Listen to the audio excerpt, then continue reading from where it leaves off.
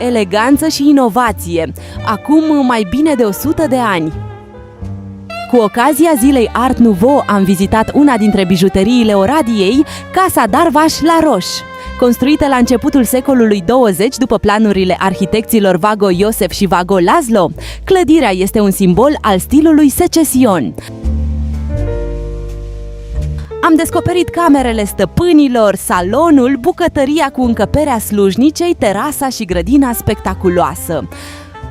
M-au impresionat în mod special scările cu feronerie inspirată din natură și motive florale. Darvaș Imre, proprietarul casei, a fost un industriaș evreu din Oradea, activ în prelucrarea lemnului. Acesta era asociat cu Alfred la Roș, de unde și denumirea casei la subsolul căreia era sediul firmei. Poate cel mai surprinzător detaliu: la începutul secolului 20, proprietarul avea un lift special pentru a coborî automobilul la subsol.